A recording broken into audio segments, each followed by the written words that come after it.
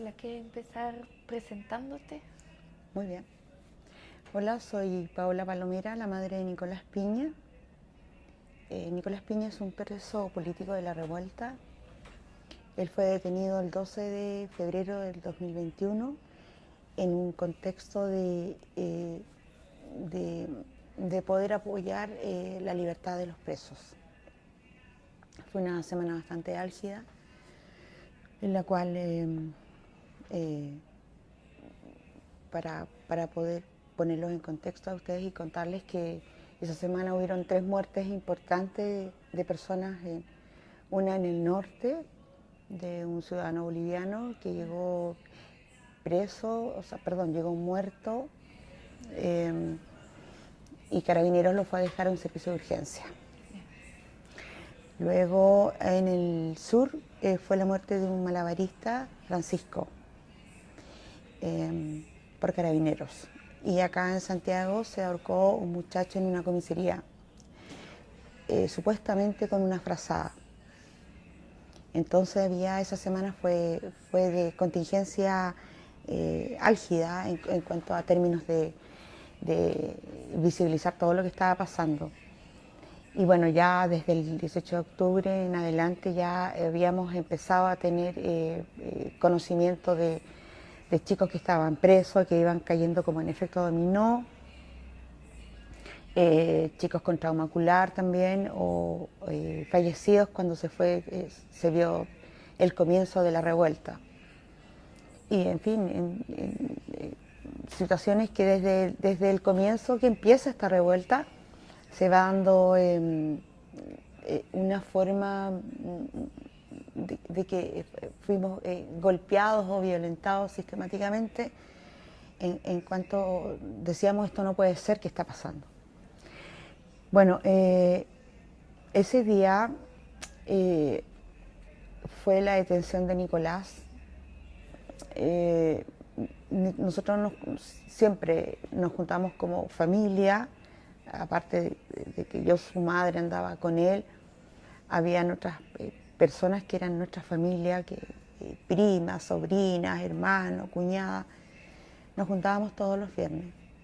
Y ese viernes decidimos venir a la plaza en la convocatoria y nos vimos cómo se incendiaba el carro de Carabineros en Pionono. Bueno, Nicolás fue a comprar a Patronato con su polola en ese entonces. Y bueno, yo me encuentro con él, nos quedamos de juntar en un punto, yo andaba con mi sobrina, con una prima, y nos encontramos en la plaza. Y bueno, ese día me llamó bastante la atención a mí que Carabineros bajaba desde Providencia, daba la vuelta al óvalo donde estaba el caballo de Baquedano, y ellos mojaban y se retiraban. Entonces nosotros corríamos para allá y corríamos para acá. También se acercaba el carro lanzagases y hacía lo mismo, daba la vuelta al óvalo y ellos gaseaban. Entonces estaba lleno de gases, lleno de humo y todo. Después vimos también que se acercaron chicos con implementos de escudo, con cascos de los carabineros. Entonces nosotros empezamos a preguntar qué es lo que estaba aconteciendo y veíamos correr hacia Pioneno mucha gente que iba y volvía. Y bueno, cuando nos enteramos de lo que estaba pasando decidimos todos ir juntos allá. También me llamó algo la atención que bomberos se le obstruyó el paso. Cuando a bomberos ni a las ambulancias en plena revuelta jamás se le obstruyó el paso. Es más, muchos chicos ayudaban ampliando el paso para que el carro de bombero o de ambulancia pasaran, pero a ellos le obstruían el paso, no dejaron que bomberos fuera a apagar ese carro. Bueno, nosotros nos acercamos alrededor como de unos 100 metros y fue impresionante ver el carro incendiado, ¿no? Había bastante gente, mucha gente y gente miraba, observaba, habían cánticos también. Y, y bueno, después yo fui la que más me acerqué a mirar y me acuerdo que una persona me dijo que me alejara porque podía explotar. Y la verdad es que también sentí como miedo que explotara, ¿no? Bueno, así que decidimos alejarnos de ahí, vimos, contemplamos eso, no recuerdo cuánto tiempo, pero contemplamos toda la dinámica que se estaba dando y nos fuimos y nos paramos ahí en la esquina de Bellavista y ahí Nicolás decide irse a orinar y bueno, él dice que el pantalón de su buzo está mojado. Entonces decide sacarse el pantalón del buzo y la polola de él también estaba mojada y nosotros teníamos el roce del agua del guanaco. Y bueno, después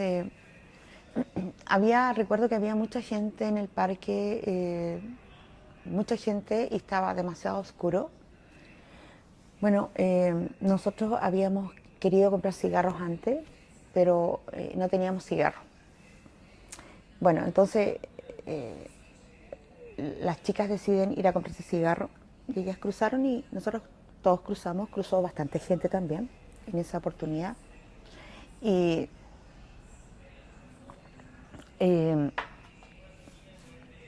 Nicolás se enojó porque no quería que fuéramos a comprar cigarros porque él no fuma, no le gusta el cigarro y siempre nos estaba retando que por qué fumábamos con gases.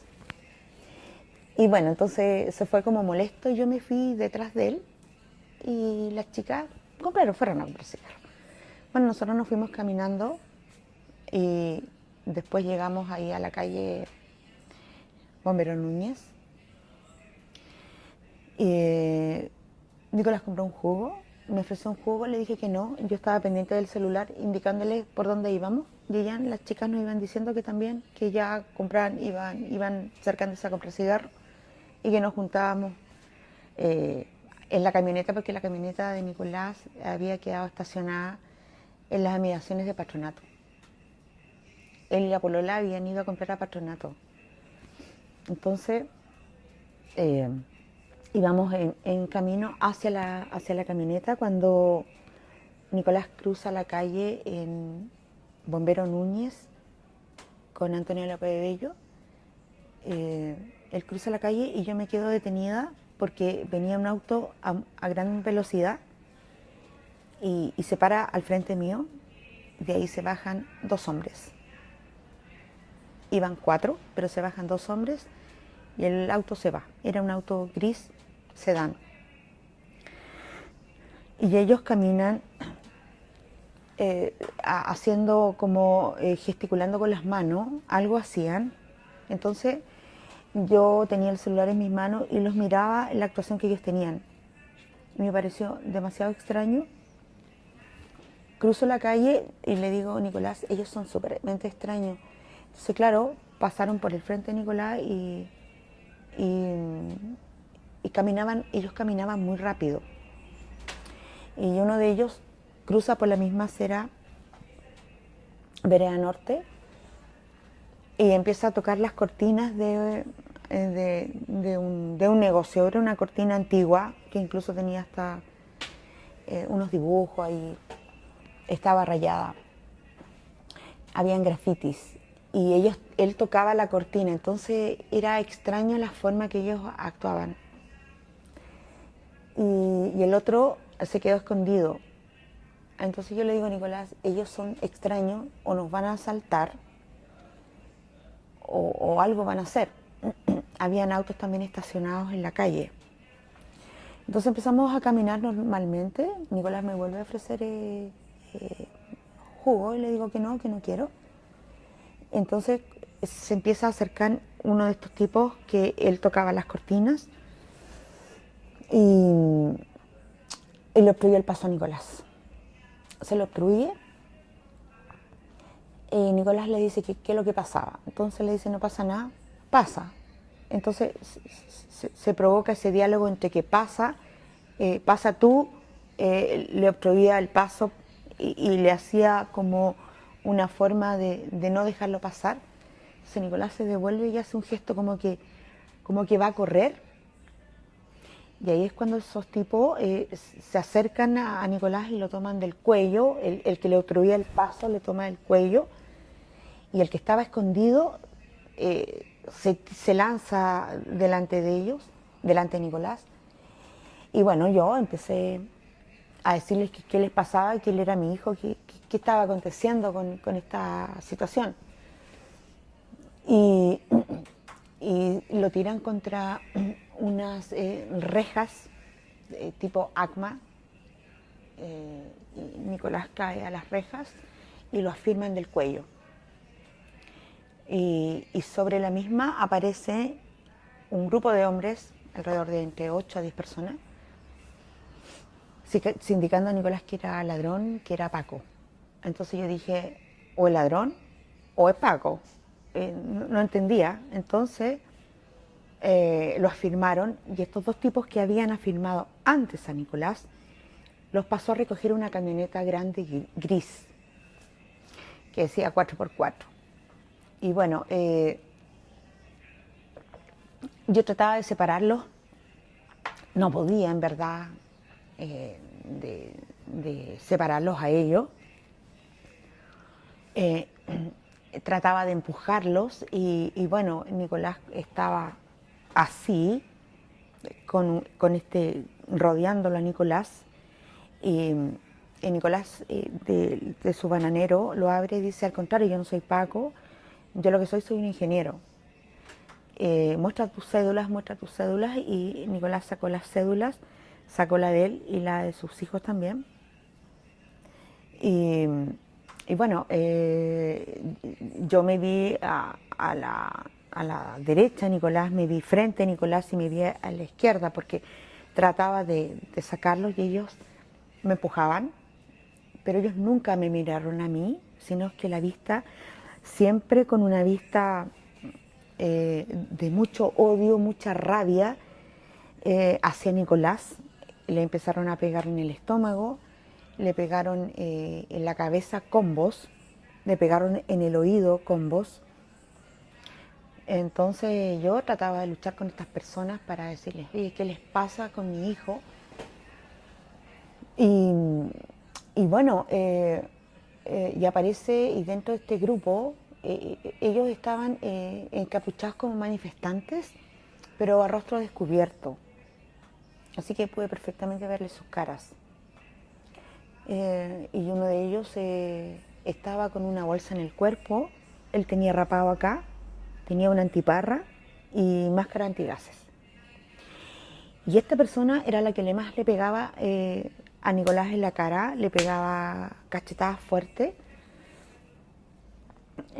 Bueno, yo le decía que no le pegaran a mi hijo y la persona que estaba a la izquierda de Nicolás era el que a mí me iba dando combos, ya. No me daba cuenta yo me daba cuenta que él me pegaba, pero la intención mía era ponerme al medio para proteger a Nicolás. Bueno, estos hombres me tiraron patadas. Recuerdo también que ahí se acercó una persona porque pensó que era un asalto. Y a este chico era un cuidador de autos. A él le pegaron y le dijeron que se fuera de ahí. También recuerdo unas mujeres que salieron y una de ellas grababa, tenía un perro y le decía, grita tu nombre, grita tu nombre. Bueno, en ese escenario que estoy contando aparece un furgón blanco con vidrios polarizados. Se bajan dos funcionarios de carabineros con sus respectivas chaquetas que decía Dipolcar.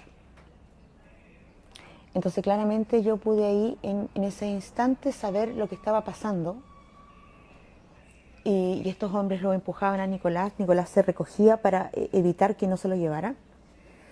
Y yo lo afirmaba a Nicolás, entonces ellos, claro, me pegaban codazos, todo, y, y se lo llevaron. Y ellos se separaron en dos grupos. Uno corrieron estos dos hombres de negro, corrieron hacia el oriente y el otro hacia el poniente. Se disperdieron. Se dispersaron y del extremo del poniente y gritaban, viste que te pillamos, Paco culiao, eres un infiltrado, estabas sacando fotos, te pillamos, weón, por weón, te pasó. Bueno, yo recogí una zapatilla porque a mí se me salió una zapatilla de mi pie izquierdo, no sé cómo, me quedé sin habla. Y lo primero que hice fue mandar un Twitter que puse: a mi hijo lo secuestraron en la calle Antonio Lepabello, esquina Bombero Núñez. Y bueno, y veo que viene acercándose un carro de carabineros, el mismo carro que parecido igual como el que el que se incendió. Pero ellos venían muy lento y sin las luces encendidas. Y detrás de ellos venía el carro lanzaguas, también con las luces apagadas.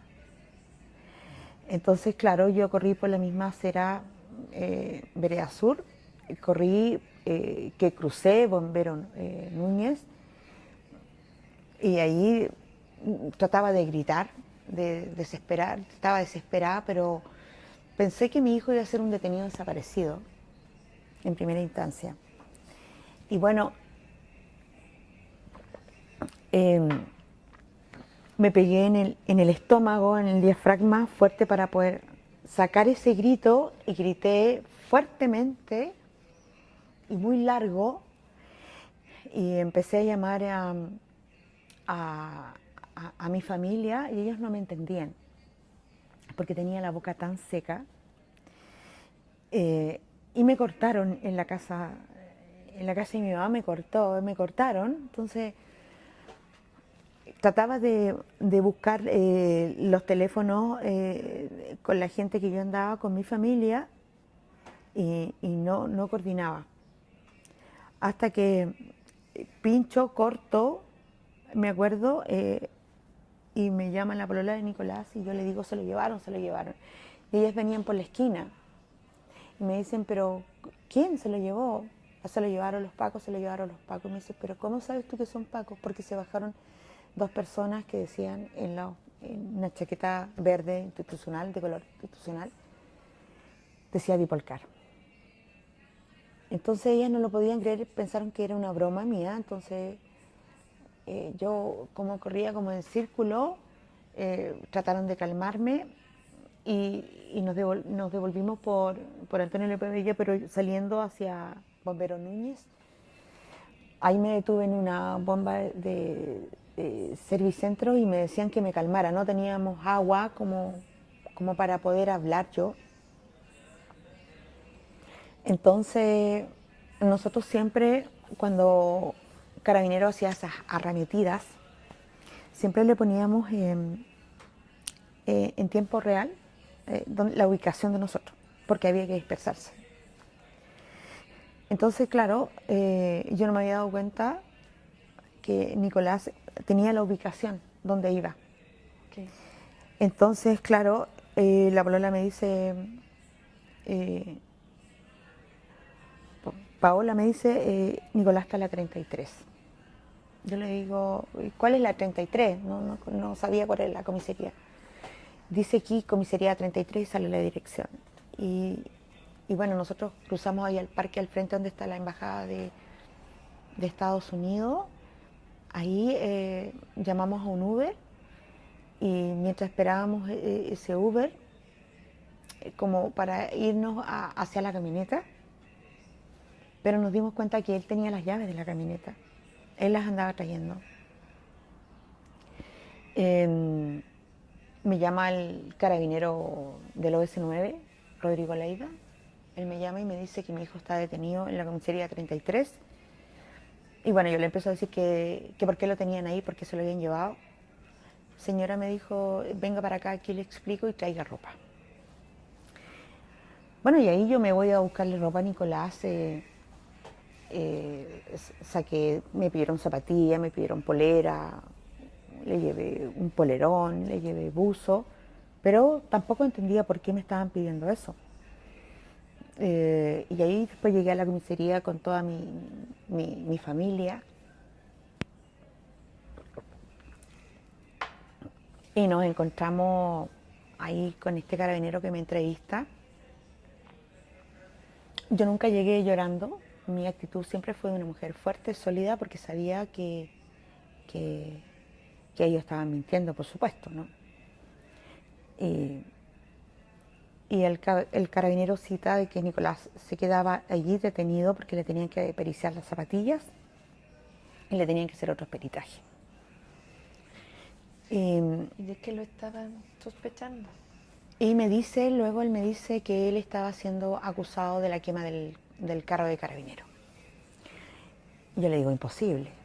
Usted me tiene que dejarme a mí, entonces detenida también, y sacarme a mí las zapatillas y periciármelas a mí, porque mi hijo estuvo en todos los momentos, estuvo conmigo, y la familia, todas las personas que estamos acá, son las que andábamos con él. No, señora, me dijo, si nosotros tenemos evidencia. Y su hijo andaba con una bolsa en el cuerpo, andaba encapuchado y andaba con una bolsa en el cuerpo. Y en ese momento se me recuerda inmediatamente la persona que yo veo en la detención. Entonces yo le dije, imposible, porque las personas que atacaron a mi hijo y lo sindicaron de Paco o de ladrón, ellos, eh, uno de ellos tenía una bolsa en el cuerpo y andaba con una antiparras, con una máscara antigases. Es más, esa persona tenía hasta rapado acá. Entonces la expresión de ese carabinero fue de asombro, porque él jamás pensó que yo era su mamá. Me dijo, señora, y dudó hasta de mi maternidad, porque se lo dije. Pero señora, usted estaba ahí. ¿Está segura? Porque él se puso las manos acá en la cintura y hace como un gesto, así como... Eso no lo había previsto. No, no. Señora, ¿usted estaba ahí? Sí, yo estaba ahí. ¿Está segura? Pero usted está dudando de mi maternidad, le dije. No, me decía, pero usted... ¿y estaba con Nicolás? Estaba con Nicolás. Mire cómo me dejaron los brazos sus colegas. ¿Cómo sabe que son sus colegas? Porque en primera línea, o los chicos que han estado en primera línea, o las personas que se indican como encapuchados, ellos no hacen eso. Yo estoy en las calles el 18 de octubre y sé perfectamente cómo actúa la gente de la revuelta. Y sé también cómo actúan ustedes. Entonces él se puso nervioso y el pololo de mi sobrina le hizo una pregunta, entonces le dice, entonces esa detención fue legal. Y él se exacerbó y dijo, usted no me haga esa pregunta, yo soy una autoridad. Yo soy un carabinero. Entonces vengo yo y le digo, usted no tiene por qué tratar así a este joven. Este joven es educado, le hice una pregunta educada. No tiene por qué tratarlo así. Todos estos jóvenes que están acá, estas personas son todas profesionales, no son delincuentes. ¿Qué le está pasando a usted? Es que él me está diciendo algo que no me está gustando. Entonces vengo y le digo yo, él me toma del hombro y me dice, su hijo es bastante educado. Cambió inmediatamente el tono. Él estaba como desencajado. Entonces él me dice, yo entiendo a los chiquillos, me dijo, yo entiendo porque ellos salen a las calles por sus demandas, los entendemos perfectamente, yo soy carabinero pero estoy de acuerdo con ellos. Entonces yo le esquivo la tomada de hombro y me dijo que Nicolás era bastante educado. Entonces vengo y le digo yo sé que mi hijo es un muchacho educado, yo sé de quién estoy hablando. Entonces él dijo, bueno, en ese entonces él me decía que eran carabineros. Entonces cuando yo le hablaba de Paco, él se enojó, o sea, me indicó que eran carabineros. Y yo le dije, no, Paco, es una sigla, le dije, personal a contrata, le dije. Y bueno, me dijo, yo le dije, quiero ver ahora a mi hijo. Y él, en 3 oportunidades dentro de esta conversación que se dio en el hall de esa comisaría, y estaba mi familia presente, él lo más que aseveraba era y levantaba las manos y decía, pero nosotros no le hemos pegado, no le hemos pegado. Ustedes no le pueden pegar acá en esta comisaría, pero sí en la detención. Entonces él me insistía que, o sea, a él le parecía como imposible que yo, siendo una mamá, estuviera al lado de su hijo y haya visto todo. Y bueno, exigí ver a mi hijo. Me dijo, no, voy a hacer todo lo posible. No, no vas a hacer todo lo posible. Sí o sí, lo tengo que ver. Lo tengo que ver. ¿Y si lo dejaron ver? Lo dejaron ver. Yo entré a la celda donde estaba él y me dijo, tiene que entrar sola. No, voy a entrar con su polola. No, me dijo, tiene que entrar sola. No, le dije, no voy a entrar sola. Y bueno, cuando nos llevaron, él apenas abrió la celda, le dijo, Nicolás, viene tu mamá, viene tu familia, te traen ropa para que te cambies ropa. Nicolás estaba con la polera naranja, el short que tenía abajo del buzo, y estaba con sangre en esta parte, Nicolás. Trataba de mirarle la cara a Nicolás, él no estaba golpeado en la cara, pero no sabía de dónde tenía sangre. Bueno, y lo más que Rodrigo Leiva dice, Nicolás, ¿cierto que nosotros no te hemos pegado? O sea, él quería que delante mío Nicolás dijera, sí, sí mamá, no me han pegado. Entonces, claro, Nicolás me mira a mí, lo mira a él, me mira a mí, como obligándolo. Y Nicolás le dijo, no mamá, no me han pegado. Aquí no, le dije. Pero en la detención sí, yo soy tu madre y a mí tú no me puedes mentir. Entonces lo vuelve a mirar a él y me mira a mí, sí, en la detención me pegaron. Yo le dije, señor Leiva, le dije, no le estoy mintiendo. Y bueno, ahí salí de la comisaría, o sea, Nicolás se cambió ropa y esa ropa me la pasaron. Me pasaron el bananero con el que andaba Nicolás. Estaban las llaves del auto. A mí me sorprendió que me hayan pasado los 2 celulares. Nicolás andaba con el celular del trabajo y el celular personal. Venían todos los celulares venían con sangre de él. Y adentro estaban las llaves de su casa, tenía sus documentos. Y le dije a él, ¿dónde están los carnets de mis nietos?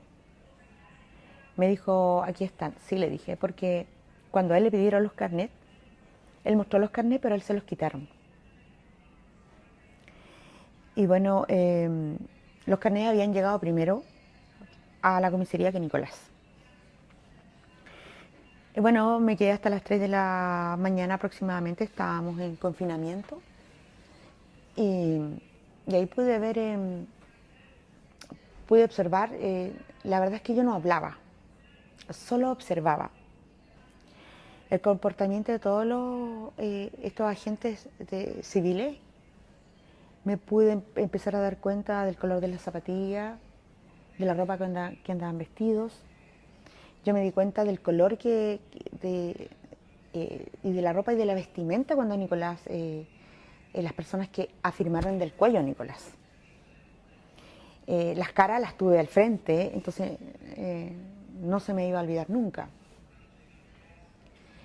Y el gran detalle de ellos, que ellos todos utilizaban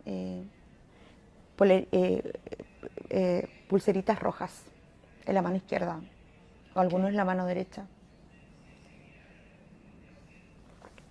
De esos detalles yo me di cuenta.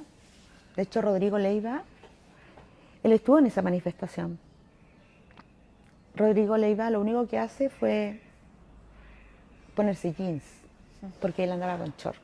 Tenía exactamente las zapatillas que él utilizó mientras estuvo ahí alrededor de ese carro. Entonces, claro, cuando luego después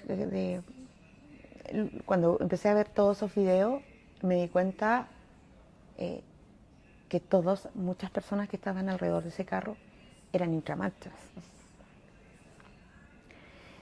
Y bueno, a Nicolás me llamó la atención también que el otro día yo en la mañana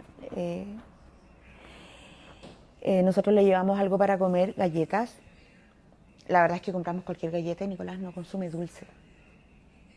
Y él toma jugo. Bueno, le llevamos una botella de jugo y galletas, que yo creo que no se las comió. Pero en la noche cuando volvimos también, o sea, en la mañana,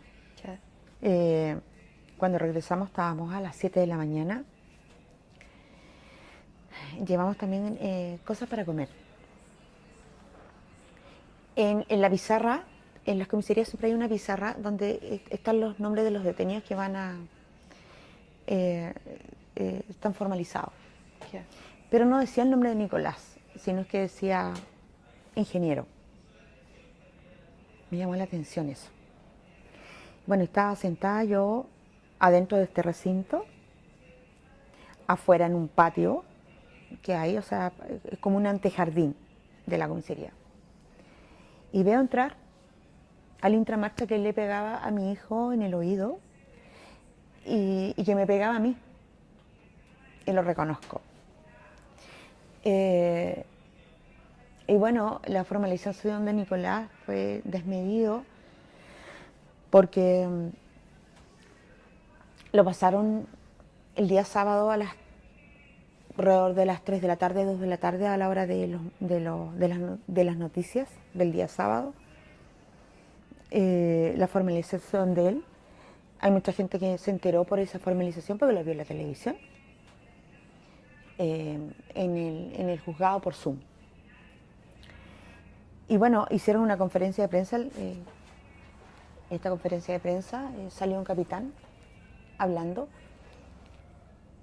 Y toda la prensa tradicional chilena, lo más que le interesaba es saber si tenía antecedentes. Entonces ahí el capitán James Camus, un general, dijo que él era ingeniero y que no tenía antecedentes y era un padre de familia. Entonces fue... y las imágenes que yo veía, Twitter, fue grosero, las cosas que me dijeron, entonces todo eso fue atroz. No hablaba, y a la gente que me hablaba no le contestaba yo, me quedé en silencio. En este silencio logro sacar mi voz y tratar de hablar. Fue con la primera visita que tuve de Nicolás en la cárcel. Tampoco sabía lo que era enrolarse. Me fui a enrolar, por ejemplo.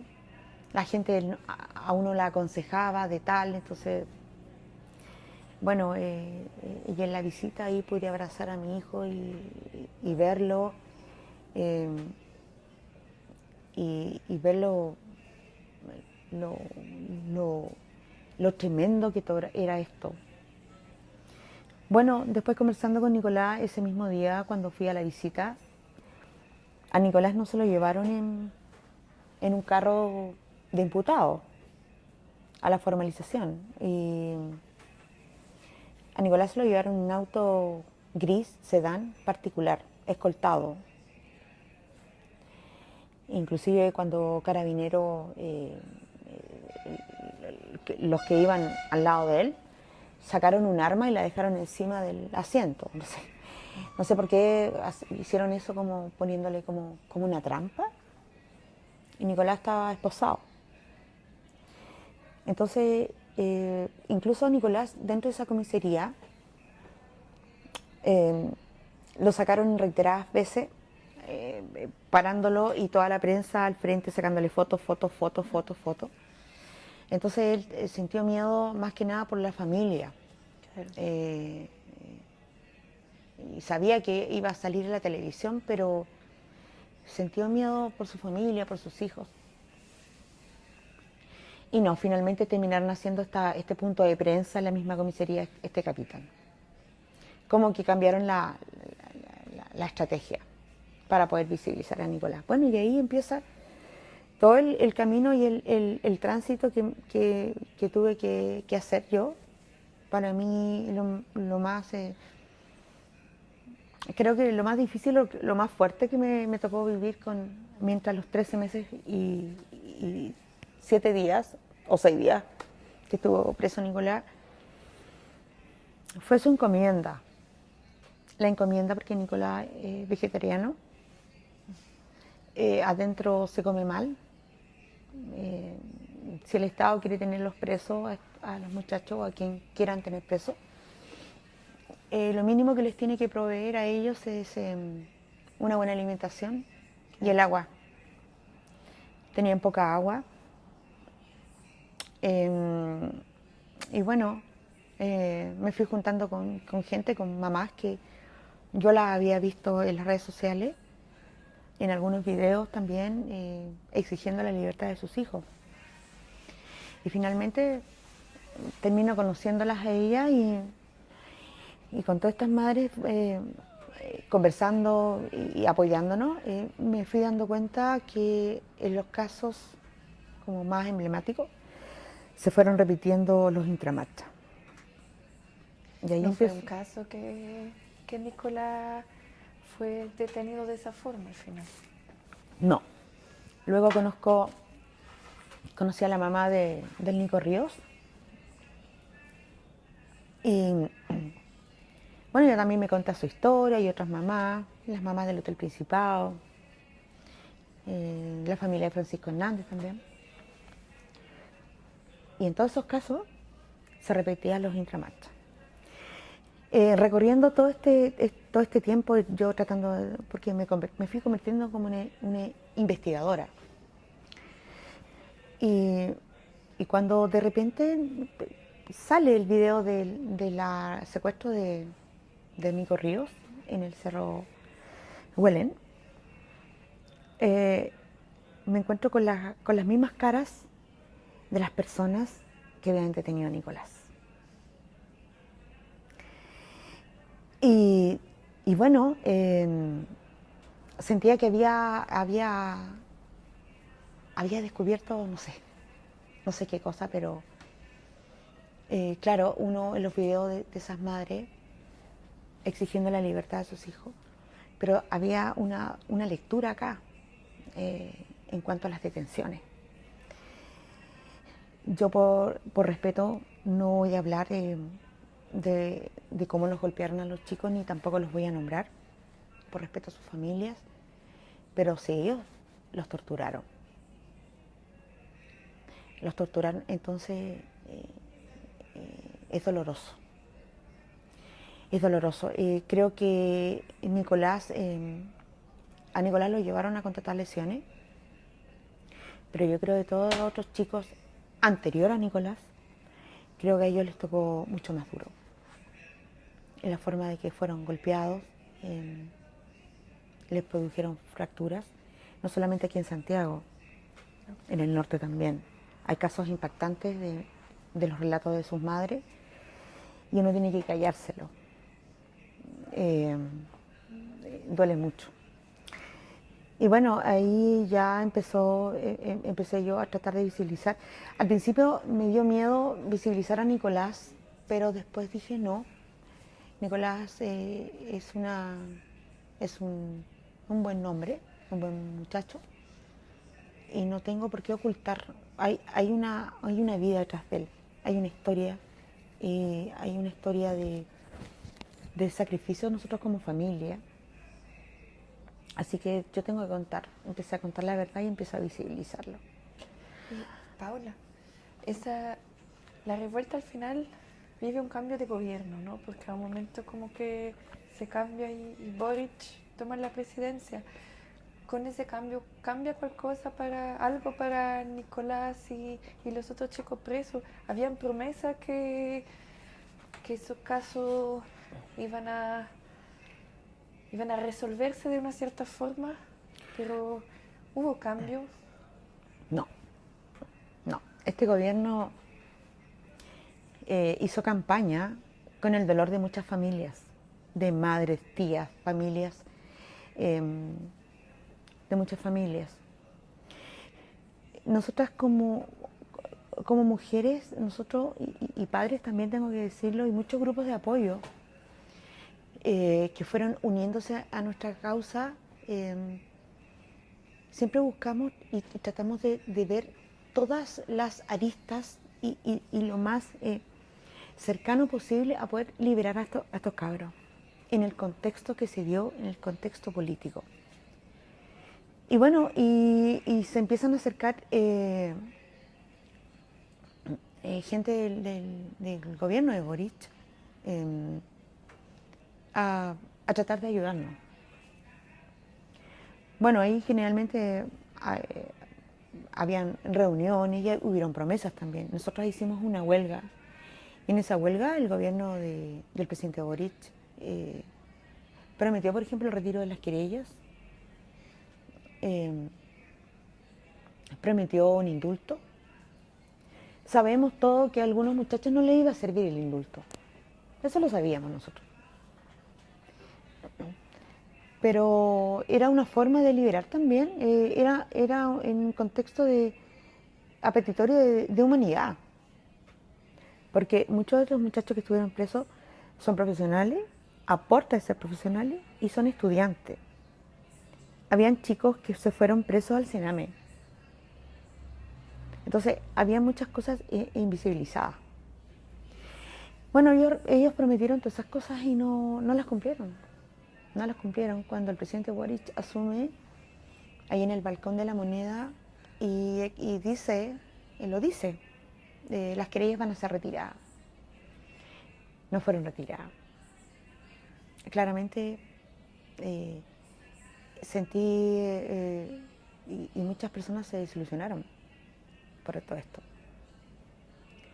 Bueno, yo en lo personal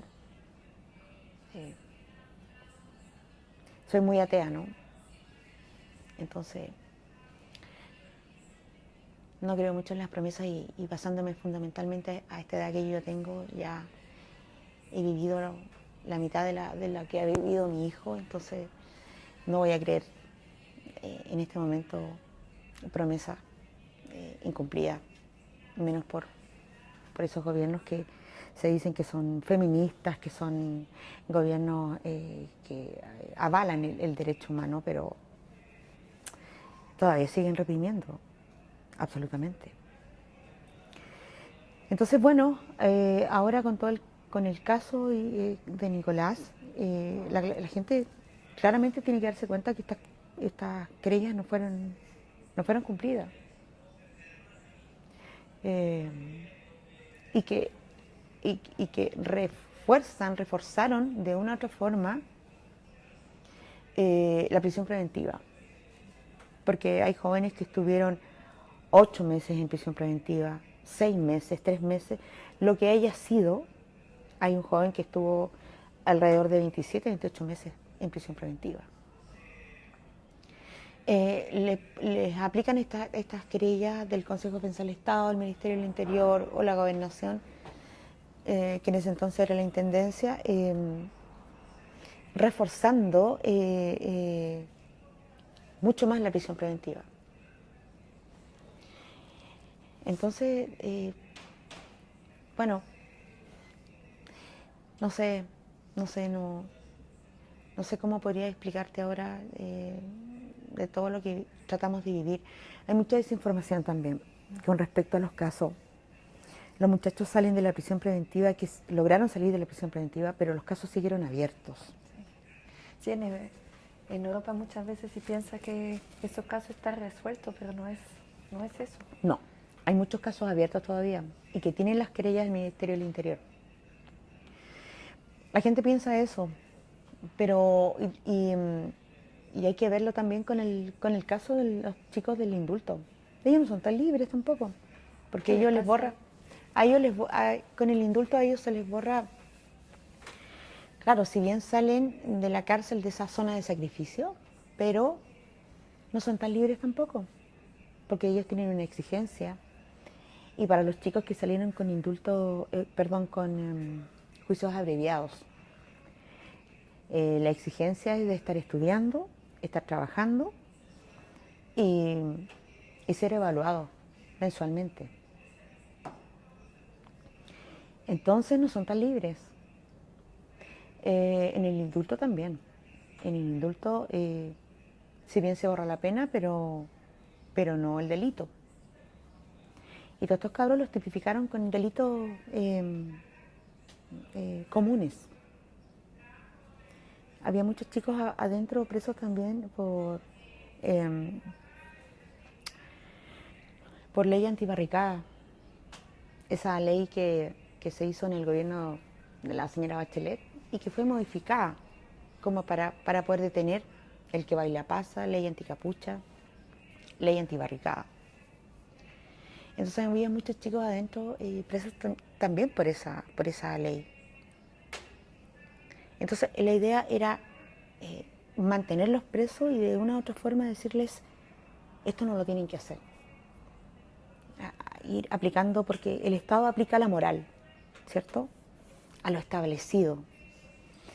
Entonces, me parece extraño también que el presidente de la República, hace muy poco,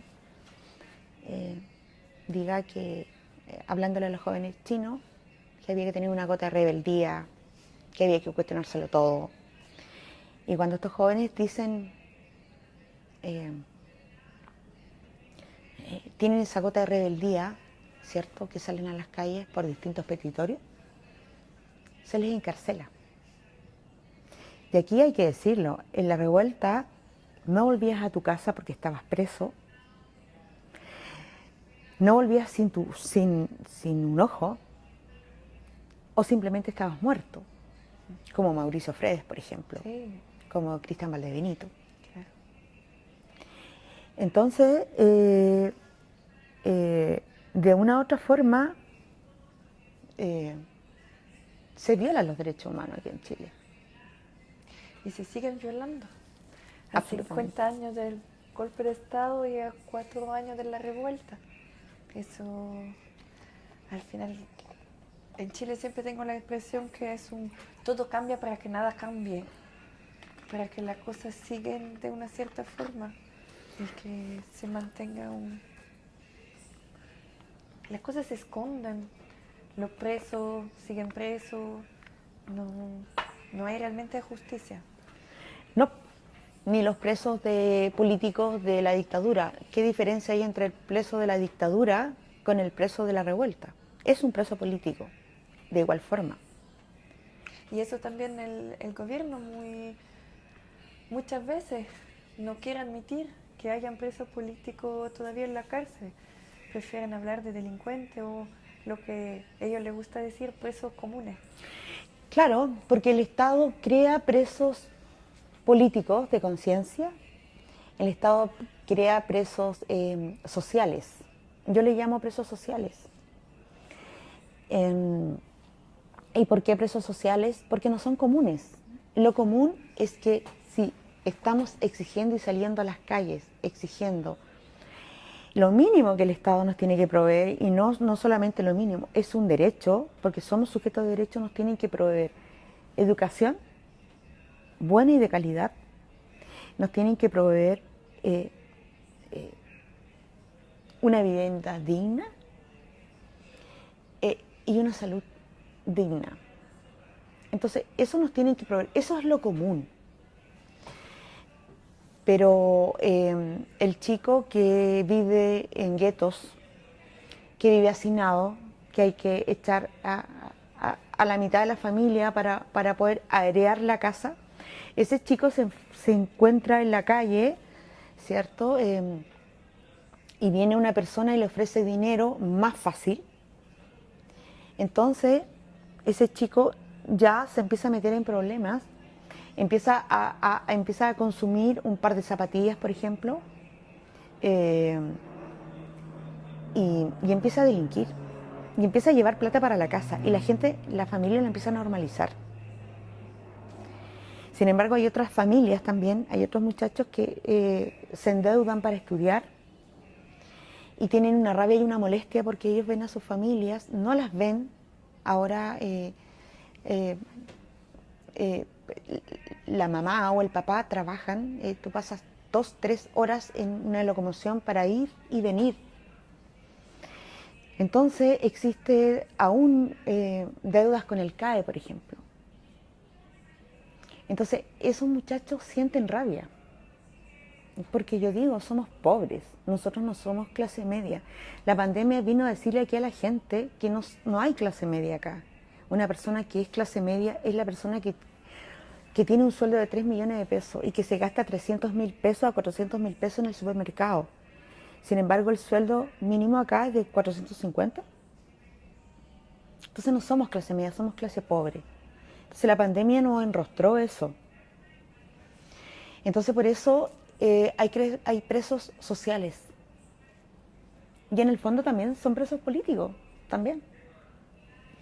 Entonces ahí hay que darle una vuelta y no hay que hacer una distinción. Yo no voy a hacer un juicio de valores diciendo mi hijo se merece tal porque es un profesional.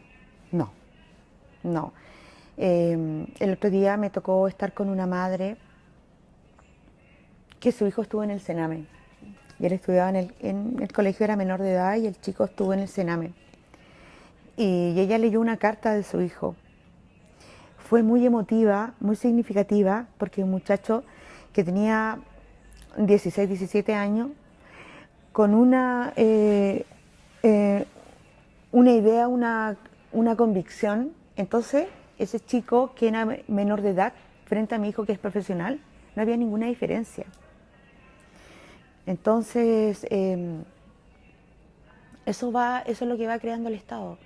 Y la molestia y la rebeldía de estos cabros es que ellos no se crearon en dictadura. Y mucha gente hace esa diferencia frente a la dictadura. Los presos de la dictadura, los presos políticos de la dictadura, le tipificaron los mismos delitos que tienen los presos políticos de la revuelta. Absolutamente. Entonces, no hay ninguna diferencia. Lo que sí creo que no hay que romantizar. Si bien uno se puede permitir romantizar contando la historia de todo lo que uno ha vivido, pero ese romanticismo uno lo tiene que dejar atrás y tiene que estar siempre de pie y no de rodillas ante el Estado y exigir, levantar los brazos y exigir derechos.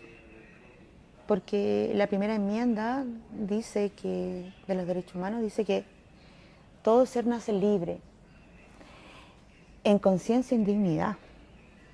Entonces nosotros salimos a la calle a ver dignidad, porque nos estaban diciendo que había que ir a comprar flores, porque estaba más barata, que nos levantáramos más temprano para poder ahorrar en cuanto al metro, ¿cierto? Y bueno, todo eso nos estaban diciendo, entonces la gente se cansó. Habían algunos ministros que en esa oportunidad decían de que habían ciertas mujeres que iban a los servicios de urgencia a hacer, no sé, algo social o a conversar. Entonces creo que ya hubo como un cansancio. Y la gente empezó a decir, no, en eso se da el contexto. Entonces es un contexto político el que pasó aquí, fue muy importante.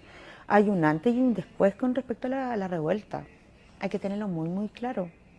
Pero a todos estos cabros que le sacan los ojos,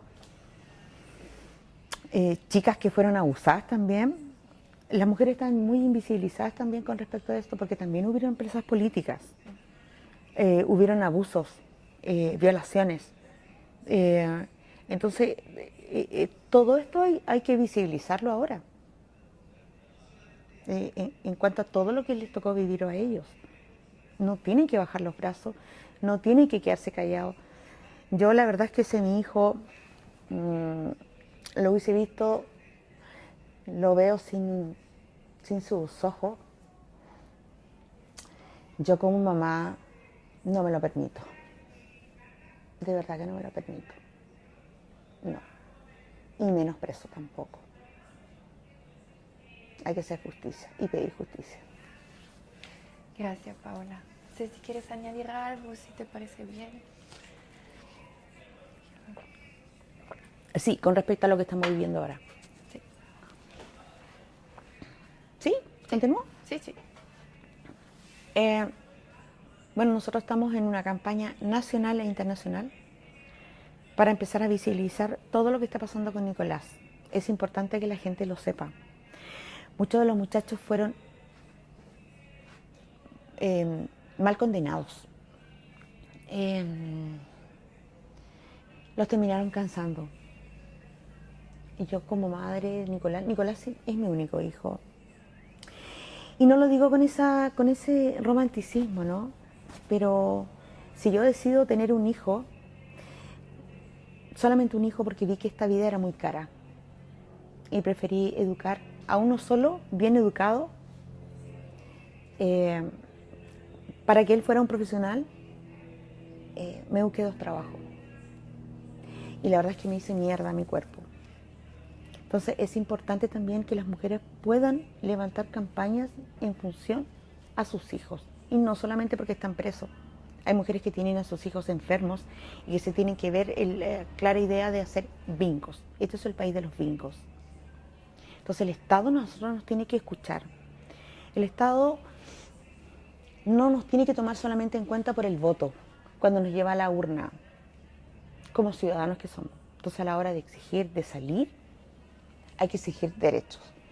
Y ahora en esta campaña que nosotros estamos haciendo, estamos visibilizando un juicio condenatorio que tuvo Nicolás, que nos está diciendo a todos, no salgan a la calle. Esto te va a pasar a ti si eres un profesional, si eres un estudiante, si eres una dueña de casa, si eres un trabajador, un campesino, un obrero, a cualquiera. Y esto no puede ser. Vienen otras generaciones a las que hay que empezar a educar en frente a sus derechos y a sus demandas. Fue un juicio condenatorio, dolió, pero vamos a recurrir a todas las instancias y a todas las herramientas legales para tener un juicio digno, en donde se le revise a Nicolás la presunción de inocencia. Mi hijo es inocente, doy fe de eso, y esto le puede haber pasado a cualquiera. Claro, sobre todo que la represión no para, hay que siempre más fuerte cada año. No, pues la represión no para, nos castigan sin Nos ir castigan mal. por salir a la calle al final, nos castigan por ejercer el derecho de manifestación, que es uno de los derechos fundamentales. Es un derecho salir a manifestarse, es un justo derecho. Entonces, esto lo han criminalizado a tal forma de que lo han querido dejar como una purga. Y no es una purga esto, es un derecho. Así que exijamos nuestros derechos como ciudadanos que somos y para que seamos libres y soberanos. Bueno, es importante señalar que el presidente Boric no reconoce a los presos políticos en Chile, pero sí los reconoce en el extranjero. Reconoce a los presos políticos en Nicaragua, en Venezuela y en Cuba. Pero sin embargo, el presidente Boric va a visitar a los presos políticos de la revuelta. Él quería tener contacto con ellos, saber cómo estaban. Entonces, no se condice, no se entiende. Entonces, para el extranjero, el presidente Boric cuando hace sus giras, dice una cosa ya, pero acá en Chile es otra en cuanto a la represión y negar sistemáticamente en lo que estamos nosotros ahora, exigiendo libertad y juicios dignos.